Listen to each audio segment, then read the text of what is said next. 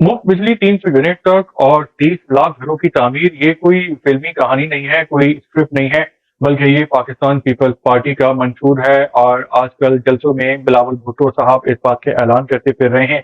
तो ये क्या ख्याली पुलाव है, एक जज्बाती नारा है आवाम को उल्लू बनाने के लिए, या फिर इस बात में दम है? इस पे बात करते हैं। जी अस्सलाम वालेकुम, मेरा नाम गौतम फाद है। देखिए, पाकिस्तान में स्कोप तो है काम करने का और टैलेंट को यहाँ पे फलने फूलने का।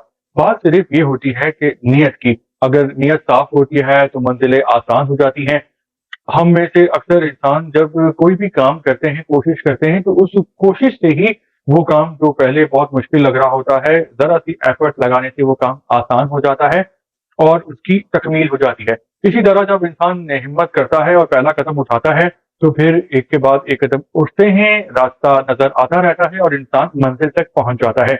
तो अगर बिलावल भुट्टो साहब 300 यूनिट तक जो हैं वो लोगों को बिजली मुफ्त देना चाह रहे हैं, यानी जो लोग 300 यूनिट के अंदर बिजली इस्तेमाल करेंगे तो उनको बिल नहीं आएगा, और पाकिस्तान में 30 लाख घरों की तामीर, तो ये नामुमकिन काम नहीं है, ये बिल्कुल हो सकता है। इसके लिए सिर्फ अच्छी और साफ सुथरी नीयत का होना जरूरी है। अब ये काम कैसे हो सकता है वो आपको बताते हैं। इससे रिलेटेड है दूसरा पॉइंट। दूसरा पॉइंट यह है कि जो भी पाकिस्तान की हुकूमत होती है वो हर साल 1500 अरब रुपए की जो सब्सिडी है वो अशराफिया को देती है। यानी जो बड़े बड़े सरमायादार हैं, जो लोग मिल चलाते हैं, कारखाने चलाते हैं, जो लोग एक्सपोर्ट करते हैं, तो उनको सब्सिडी दी जाती है। यानी उनके जो भी टैक्स होते हैं वो माफ किए जाते हैं, या फिर उनको बिजली, गैस या इस किस्म की जो चीजें होती हैं उनको उसमें रियायत दी जाती है। और ये हर साल 1500 अरब रुपए की इनको सब्सिडी दी जाती है, और ये होती है अशराफिया। यानी ये मुस्तहिक और जरूरतमंद लोग नहीं होते, बल्कि ये पहले से ही अरबपति और खरबपति होते हैं। बस इनके पास एडवांटेज ये होता है कि ये पाकिस्तान में जो भी हुकूमत होती है ये उनके रिश्तेदार होते हैं, या फिर यार होते हैं, दोस्त अहबाब होते हैं, या फिर इनके मुश्तरका बिजनेस होते हैं, कि जो वजीर होता है वो असेंबली में बैठा होता है और जो बिजनेसमैन होते हैं वो पार्टनरशिप पे बिजनेस चला रहे होते हैं। तो यानी ये एक ही थाली के चट्टे बट्टे होते हैं और एक दूसरे के मफादात का तहफ़्फ़ुज़ करते हैं। यानी एक भाई या कजन मिसाल के तौर पे काबीना में वजीर है, तो उन्हीं के भाई बहन या रिश्तेदारों की शुगर मिल होगी, या इस तरह कोई गारमेंट्स की फैक्ट्री होगी, कारखाना होगा, ये लोग एक्सपोर्ट करते होंगे और उस काम पे ये सब्सिडी लेते होंगे। तो इस तरह से जो है वो चूना लगाया जाता है। तो हर साल जो पाकिस्तान की हुकूमत पाकिस्तान के अमीरों को, अशराफिया को सब्सिडी देती है 1500 अरब की। तो अगर यही 1500 अरब बचा लिए जाएं, अमीरों को रियायत ना दी जाए, और जितने भी लोग पाकिस्तान में 300 यूनिट के करीब बिजली इस्तेमाल करते हैं, तो वो तखमीना तकरीबन लगा है 90% आबादी है पाकिस्तान की, यानी 25 करोड़ आबादी में से 90% जो लोग हैं वो 300 या उससे कम बिजली के यूनिट इस्तेमाल करते हैं, और जो 10% लोग हैं वो उससे ज्यादा करते हैं। और इनका जो बिल होता है, यानी जो इस पर खर्चा होता है, वो होता है 1400 अरब रुपए।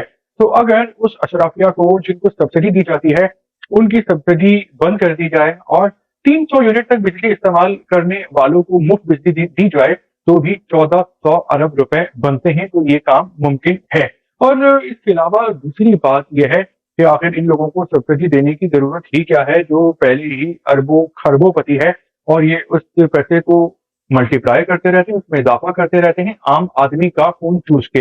यानी जो आम लोग होते हैं, जो खाने पीने और जो बेसिक इंसान की जरूरियात जिंदगी होती है उसमें जो टैक्स देते हैं, जैसे चाय पीने पे, खाना खाने पे, बिजली के बिलों में, पेट्रोल की खरीदारी में जो इनडायरेक्टली टैक्स हर किसी को देना पड़ता है, वो टैक्स इकट्ठा होता है और उस टैक्स में से 1500 अरब रुपए की सब्सिडी दी जाती है। कितना ये जुल्म है। अगर यही 1500 अरब रुपए पाकिस्तान में लगाए जाएं तालीम, तरबियत, सेहत पे, जैसे पाकिस्तान का एक बेस्ट इदारा है लम्स, तो अगर पाकिस्तान के हर छोटे बड़े शहर में लम्स जैसे इदारे खोल दिए जाए 1500 अरब रुपए से, तो पूरे पाकिस्तान में जो है इस तरह के इदारे हों और लोगों की सही से तालीम और तरबियत हो। जब तालीम और तरबियत होगी तो उसमें जो टैलेंट है लोगों का छुपा हुआ, जो कि कभी सामने नहीं आ पाता, वो पॉलिश होगा। उनको ये पता चलेगा अपना तालीम और तरबियत हासिल करके कि जिंदगी में जो सक्सेसफुल है वो कैसे बना जाता है, उसका फॉर्मूला क्या होता है। तो फिर यही पाकिस्तान ज्यादा कमाएंगे, तो फिर पाकिस्तान जो है वो तरक्की और खुशहाली करेगा। लेकिन इस तरफ जो है वो सोचा ही नहीं गया। चंद लोग हैं, चंद हजार लोग हैं ये पाकिस्तान के, जो मिल जुल के इन्होंने एक सिस्टम बनाया हुआ है, हर चीज में माफिया बना दिया है। ये पैसे वाले लोग हैं, यही हुकूमतों में आते हैं, यही जागीरदार और वडेरे होते हैं इनमें से अक्सरियत, और यही जो है बड़े बड़े इदारों में जो है वो उसकी सरबराही भी करते हैं। तो अगर इन सब्सिडी के 1500 अरब रुपए में से लम्स जैसे इंस्टीट्यूट खोल दिए जाएं हर गांव, छोटे बड़े शहर में, तो जो कितने लोग हैं उनको तमीज आएगी, जिंदगी गुजारने का सलीका आएगा, अदब व आदाब आएंगे, जिनका लाइफ स्टाइल बेहतर होगा, तालीम और तरबियत होगी, तो ये जिंदगी में कामयाब हो सकेंगे और जो जिंदगी है वो अशरफुल मखलूकात बन के गुजार सकेंगे इज्जत से। लेकिन ऐसा जो है वो नहीं किया गया। इसके अलावा अभी पाकिस्तान में हुनर सिखाने के इदारे इस 1500 अरब से बना दिए जाएं, जैसे कि इलेक्ट्रिशियन, प्लम्बर, डिजाइनर, मैकेनिक, खानसामा, इस तरह के और भी कई काम होते हैं।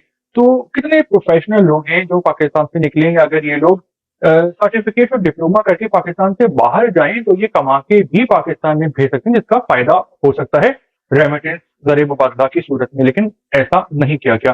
तो देखेंगे यहाँ पे जो आवे का आवा ही बिगड़ा हुआ है, और जो टैक्स कलेक्शन होती है उसको कितने गलत तरीके से जो है वो इस्तेमाल किया जाता है। तो अब बिलावल भुट्टो साहब ऐसा कर सकेंगे? देखिए, अभी तक जो पाकिस्तान की जो जितनी भी साबिका हुकूमतें आई हैं वो तो फेल्ड गवर्नमेंट हैं, ठीक है। किसी ने थोड़ी बहुत परफॉर्मेंस दी है और कोई सब कुछ ही खा गया है, बिल्कुल परफॉर्मेंस नहीं दी। लेकिन अगर इन्होंने परफॉर्मेंस दी होती तो पाकिस्तान आज तरक्की और खुशहाली कर चुका होता। तो ये बात तो तय है कि अभी तक की आने वाली तमाम हुकूमतें ही वो कारकर्दगी नहीं दिखा पाई जो जायज कारकर्दगी थी और जो उनको देना चाहिए थी। अब बिलावल भुट्टो साहब से नाउम्मीद नहीं होना चाहिए।